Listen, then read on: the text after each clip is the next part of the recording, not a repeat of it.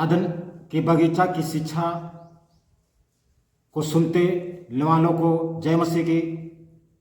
हम लोग यहाँ पर देखते हैं कि अदन के बगीचा में 4 प्रकार का वृक्ष था और 4 प्रकार जो देखने में मनोहर हो, जिसका फल खाने में अच्छा हो, जीवन का वृक्ष, और चौथा भले या बुरे का ज्ञान का वृक्ष।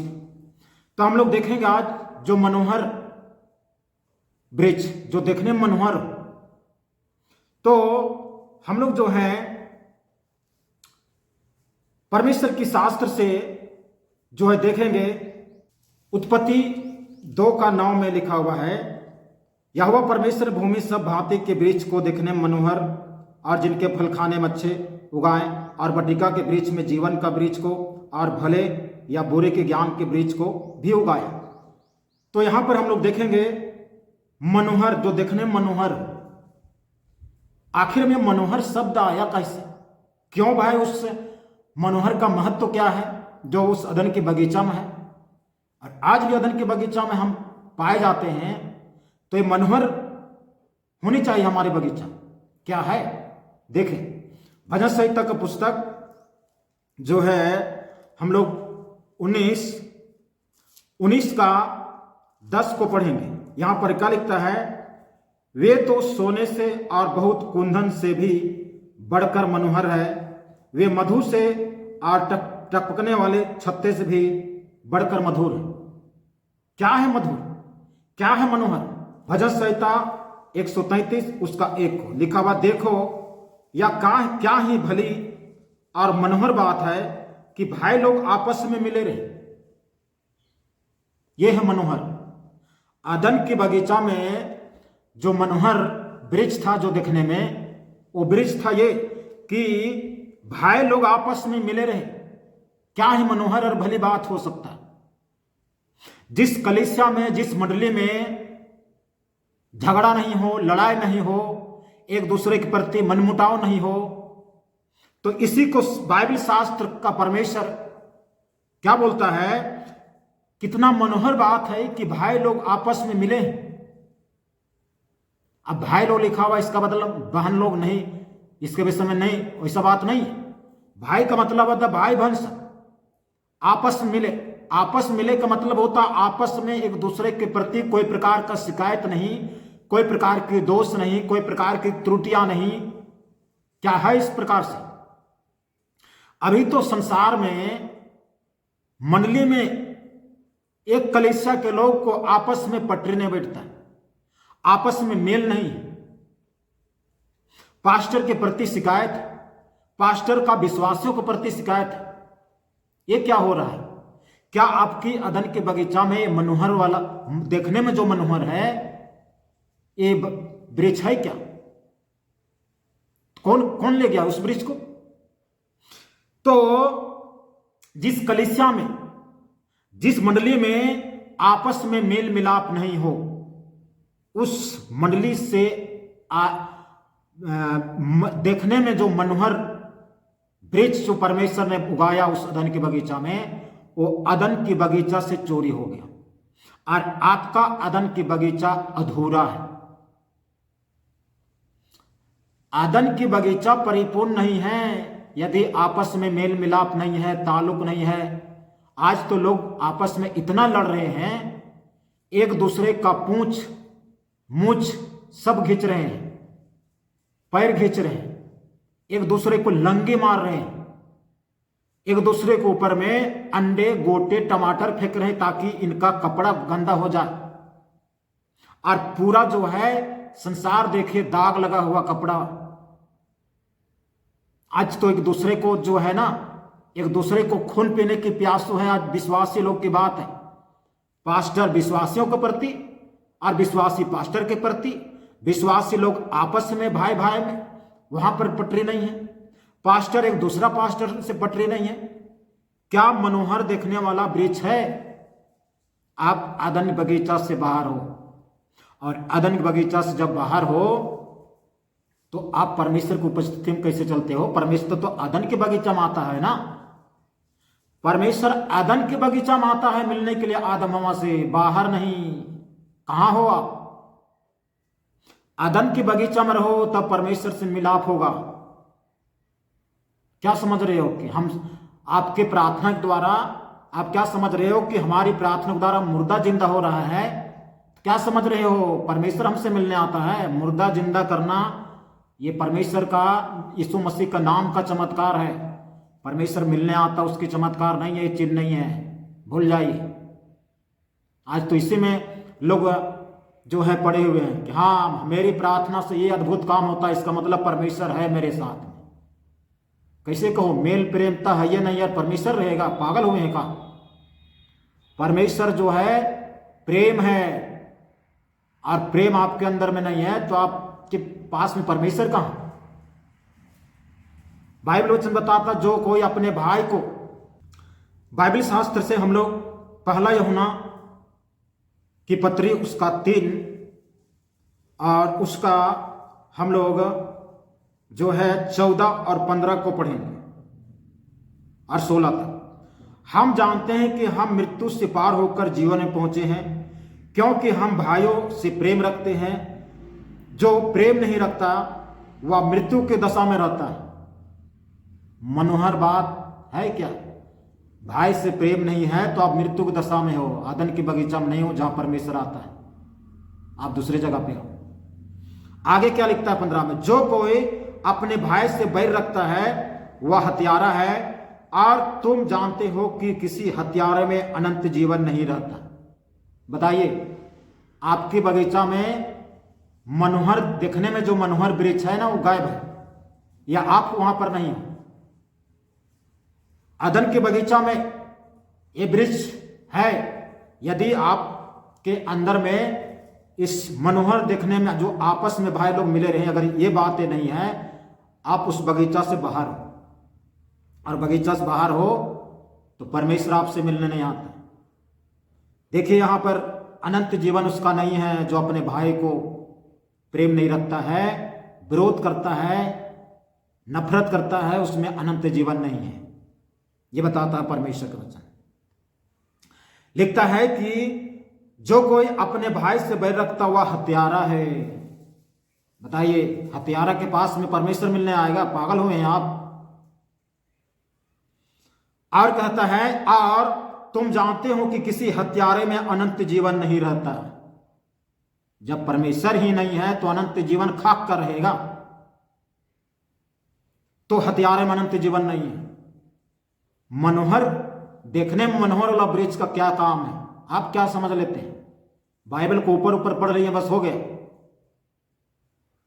यहां पर यह लिखा हुआ है, हमने प्रेम इसी से जाना कि उसने हमारे लिए अपने प्राण दे दिया, और हमें भी भाइयों के लिए प्राण देना चाहिए। हम अपने भाइयों के लिए प्राण देना चाहिए। हम तो भाइयों को प्राण लेने में उतरे हुए हैं।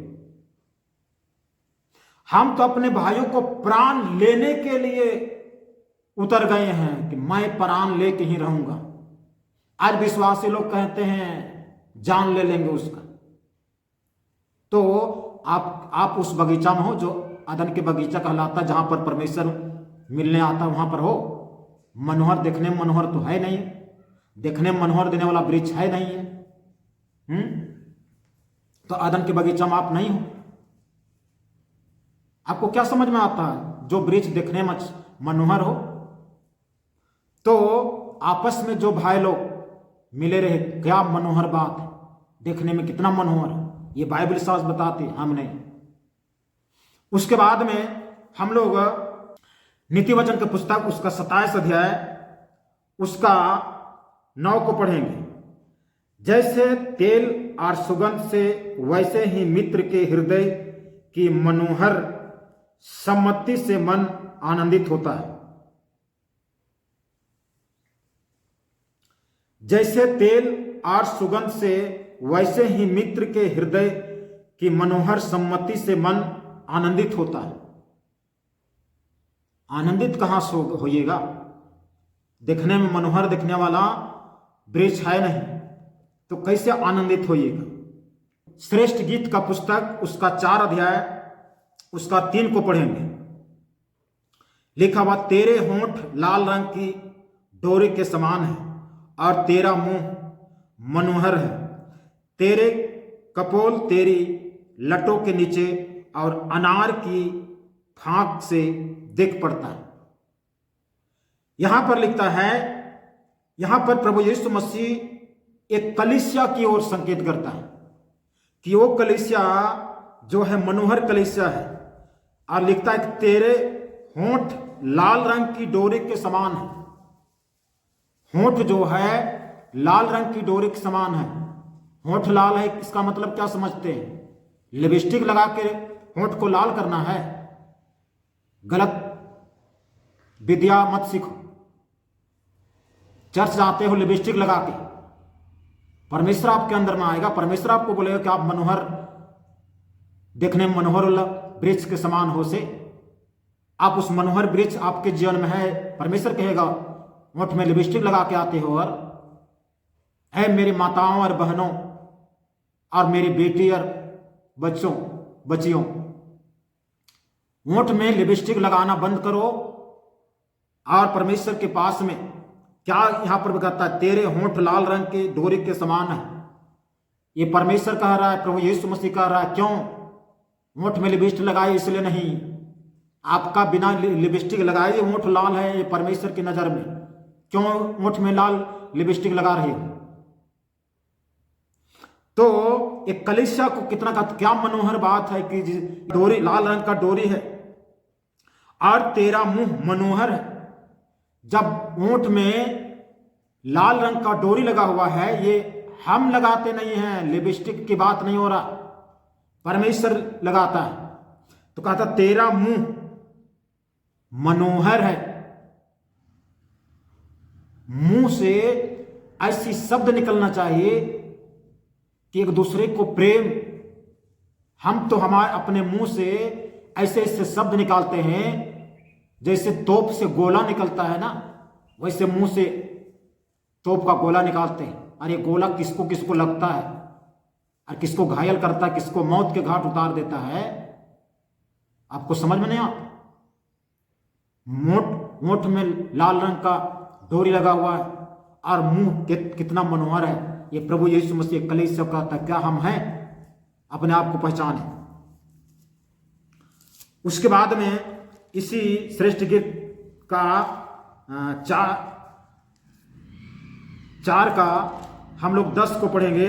लिखा हुआ, हे मेरी बहन, हे मेरी दुल्हन, तेरा प्रेम क्या ही मनोहर है। प्रेम हर जगह में हम पा रहे हैं कि तेरा प्रेम, भाई लोग आपस में मिले रहे, क्यों क्या ही मनोहर बात है। अगर मेल मिलाप नहीं है तो आप उस अदन की बगीचा में नहीं है जहां की पेड़ दिखने में मनोहर हो। इसलिए आप सतर्क हो जाइए। यहां पर लिखता है, हे मेरी बहन, हे मेरी दुल्हन, तेरा प्रेम क्या ही मनोहर है। तेरा प्रेम दाख मधु से क्या ही उत्तम है।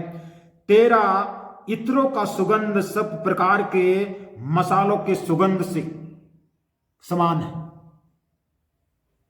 देखिए, हे मेरी बहन, हे मेरी दुल्हन, यीशु मसीह की दुल्हन हम हैं, कलीसिया है यीशु मसीह की दुल्हन। हे दुल्हन, तेरा प्रेम क्या ही मनोहर है। अब जो है हम आपस में प्रेम है कि नहीं है, मेल मिलाप है कि नहीं है, और हम अपने आप को यीशु मसीह का दुल्हन मान बैठे हैं। हम उस कहते हैं कि हम यीशु मसीह का दुल्हन रूपी कलीसिया में है। अरे उसका शर्त है, ऐसे दुल्हन दर्जा नहीं देगा परमेश्वर, प्रभु यीशु मसीह। यहां पर मेल मिलाप, यदि आप मेल मिलाप में नहीं हो, मेल प्रेमता नहीं है, तो आप उस अदन की बगीचा में नहीं हो जिस बगीचा में परमेश्वर ने आपको रखा है। आप उस बगीचा से बाहर हो। इसलिए उस बगीचा में रहें जहां पर परमेश्वर ने आपको रखा है, हमको रखा है। हमें आपस में मेल मिलाप होने चाहिए। मन में किसी के प्रति दोष नहीं होनी चाहिए, किसी के प्रति शिकायत नहीं होनी चाहिए, किसी के प्रति दोष देने की कोई बात नहीं होनी चाहिए। क्या इस प्रकार की है? यदि है तो आप अदन बगीचा में हैं। यदि आप ये चीज नहीं है तो बाइबल से निकालेंगे यिर्मयाह का पुस्तक, यिर्मयाह का पुस्तक उसका 12 अध्याय, उस 12 का 10 को, बहुत से चरवाहों ने मेरे दाख की बारी को बिगाड़ दिया, उन्होंने मेरे भाग को लताड़ा, वरन मेरे मनोहर भाग के खेत को सुनसान जंगल बना दिया है। यहां पर क्या कहता है, जब परमेश्वर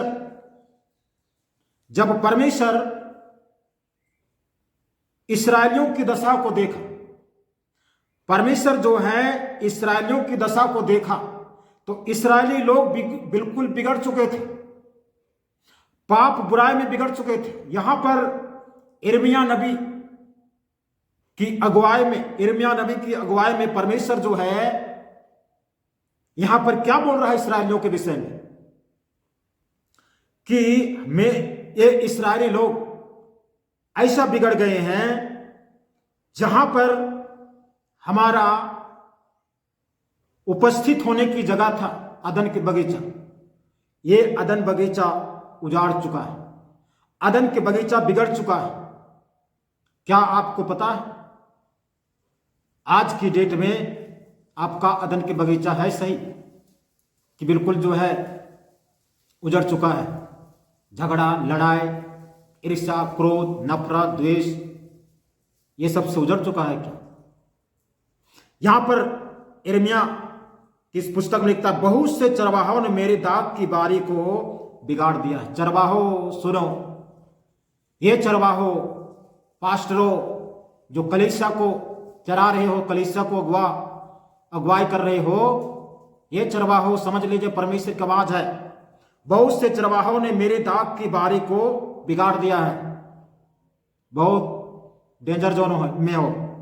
क्यों बिगाड़ चुके हो? लोभ में, लालच में आकर के कलीसिया की पास्टर बन करके कलीसिया को चला रहे हैं। आप तो बिजनेस बना चुके हैं ना, तो अदन के बगीचा बिगड़ेगा कि सही रहेगा? परमेश्वर जहां उपस्थित होता है वो सही रहेगा कि बिगड़ जाएगा? ध्यान दो चरवाहो, बिगाड़ दिया। उन्होंने मेरे भाग को लताड़ा, मेरे जो स्थान था उसको लताड़ दिया, वरन मेरे मनोहर भाग के खेतों को सुनसान के जंगल बना दिया। बताइए, यहां पर जो है परमेश्वर अपने दुख को प्रकट कर रहा है। परमेश्वर की बाग, परमेश्वर की बगीचा उजड़ चुका है, जहां पर परमेश्वर अपने लोगों से मिलता था। कहां पर? परमेश्वर के बाग को, परमेश्वर की मनोहर भाग को, एक भाग था अदन बगीचा की भाग है, मनोहर दिखने वाला वृक्ष, आप उसको उजाड़ दिए। कौन लोग उजाड़े? बहुत से चरवाहों ने मेरी दाख की बारी को बिगाड़ दिया। जितने भी पास्टर लोग हैं, सेवक लोग हैं, आप किस उद्देश्य से सेवा कर रहे हो? पैसा कमाने के उद्देश्य? उद्देश्य क्या है मेरी सेवा कर पीछे? पैसा कमाना, धनी बनना, कार में घूमना, अच्छा महंगा मोबाइल होने चाहिए 70-80 हजार का। आप अदन के बगीचा को उजाड़ दिए हो। अदन बगीचा का एक विशेष भाग जो मनोहर, देखने में मनोहर वृक्ष का भाग है, आप उसको उजाड़ दिया।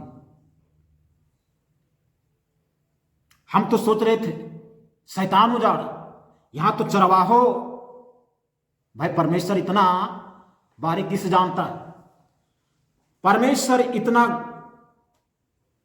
बारीकी से जानता है कि मेरा दाख की बारी को, मेरा अदन की बगीचा को कौन लोग बिगाड़े। चरवाहो, पास्टर लोग समझो, आज कलीसिया मंडली में उठा पटक, मारपीट, इसकी गलती उसकी दोष, ऐसे वैसे करके आज कलीसिया टूट रहा है, कलीसिया बिखर रहा है। कलीसिया एक भाग से दो भाग, दो भाग से तीन भाग, तीन भाग से चार भाग, चार भाग से 5-6 भाग, 8 भाग, 10 भाग होते जा रहे हैं। किसने आपको कहा कि एक जगह की कलीसिया, एक ही गांव में 50 को चर्च होनी चाहिए, एक ही गांव में 10 को कलीसिया होनी चाहिए, 10 को चर्च घर होने चाहिए? कौन बताया आपको? आपके बाइबल में है क्या? मेरा वाला बाइबल में तो नहीं है।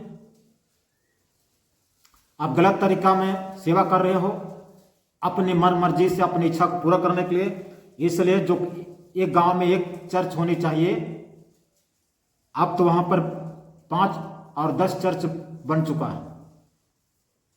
परमेश्वर की अदन की बगीचा का भाग जो वृक्ष दिखने में मनोहर है, वो वृक्ष नहीं है। परमेश्वर कहता वो भाग बिगाड़ चुके हैं, और जब वो भाग बिगड़ ही चुका है तो परमेश्वर आप उस बगीचा में क्यों आएगा? उस बगीचा में क्यों आएगा? आप तो दावा करते हैं हम परमेश्वर का अदन बगीचा में, जहां पर परमेश्वर सुबह शाम मिलने आता है। परमेश्वर के अदन के बगीचा में नहीं है। हम लोग इस समय एक और वचन देखेंगे, मलाकी की पुस्तक उसका 3 अध्याय उसका 12 को। तब सारी जातियां तुमको धन्य कहेगी, क्योंकि तुम्हारा देश मनोहर देश होगा। सेनाओं का यहोवा का यही वचन है। कैसे कहेंगे लोग कि ये देश मनोहर देश होगा? अब मनोहर देश का मतलब ये नहीं कि हमारे देश में बिजली, सड़क, पानी, मकान, टेलीविजन की सुविधा, इंटरनेट की सुविधा, अच्छा टूरिस्ट का स्थान हो तो हमारा देश मनोहर देश है। ये भौतिक बात नहीं है, ये संसारिक बात है। जिस